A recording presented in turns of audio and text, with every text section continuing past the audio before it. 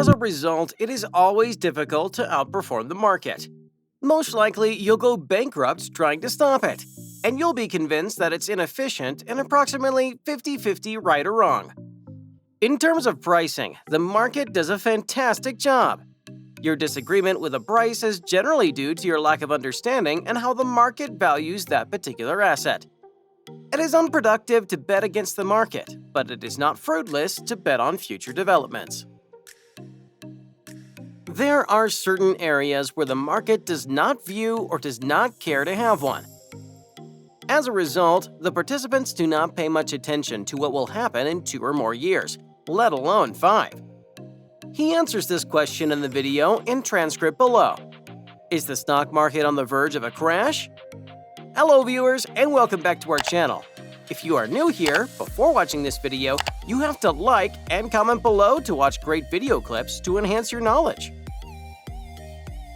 Since the turn of the century, the stock market has fallen sporadically.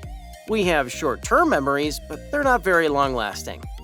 If you've been through several stock market crashes, you know that the next one will be equally shocking and painful. Protect yourself from the next market meltdown by following these simple steps. What causes crashes? That's the first step. Crashing stock markets are a social phenomenon, not a financial one.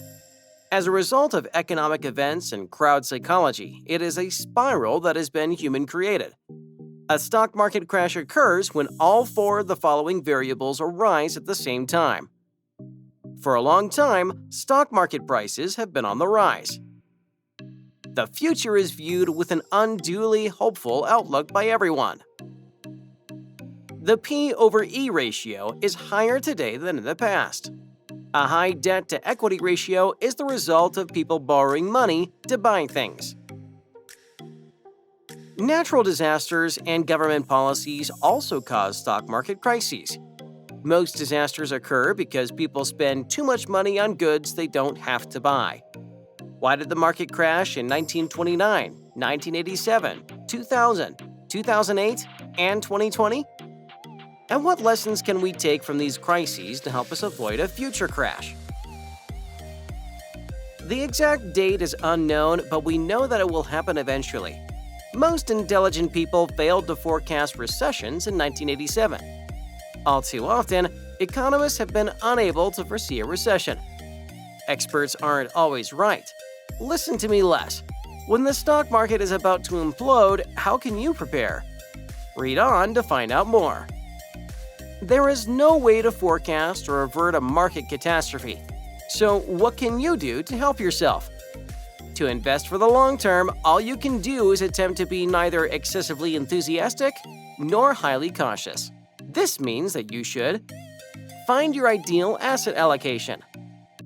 Invest in cash and assets that are not associated with the stock market.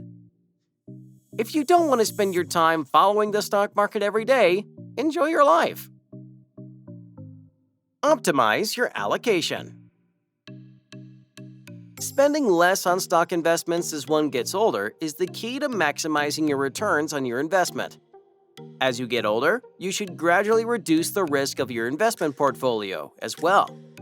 Not sure about your allocation? Click here for more information. Vanguard offers the following advice. Invest 90% of your money in the stock market until you are 40 years old. To retire, you need to have 50% of your investment in stocks. And by the time you reach 70s, you should have 30% of your investment in inventories. The most satisfactory Vanguard funds for every stage of your life are discussed in this article. Invest in cash and uncorrelated assets. Money invested outside of the stock market becomes more significant as you become older, and in particular, as you move closer to retiring. When the stock market crashes, you want to make sure that your non-stock assets do not crash with it. For decades, buying bonds has been the default alternative to buying uncorrelated assets. As a result of the near-zero interest rate environment, both stocks and bonds have soared and dropped simultaneously in recent years. Time will tell if the Fed's interest rate hike is too late. Your money should be invested in bonds and short-term obligations as well. According to prevailing counsel of the day, Bitcoin or Ether could be an excellent place to put 5% of your portfolio. Let the stocks stay in the stock market. In the long term, you'll be alright if you invest in stocks, bonds, and cash, and maybe a little bit of digital currency. Have enough cash to last for at least 2 years, and let the stocks sit there for that period. Don't try to time the stock market if you think a crash will occur in 2021 or beyond. It's just gambling. Enjoy life while you are young and invest for the long term.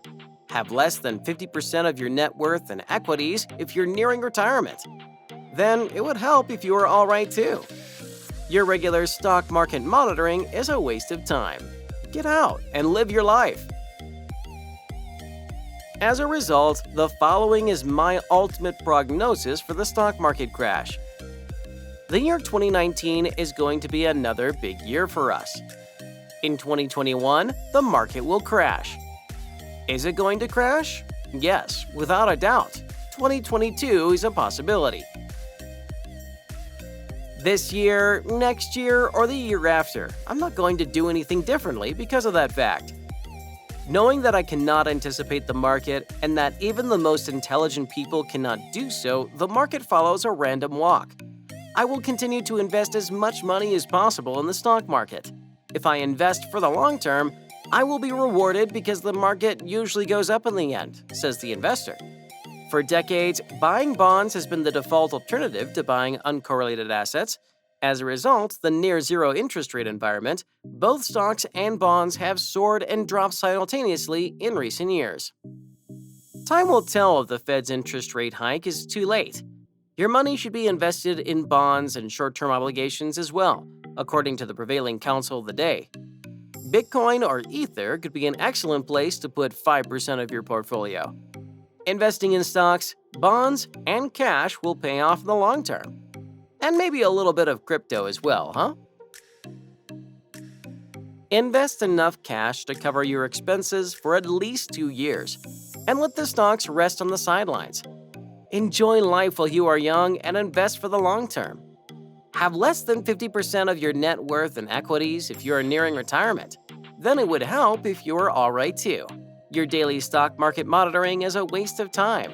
Get out and live your life. It's the price of entrance to one of the world's largest wealth producers.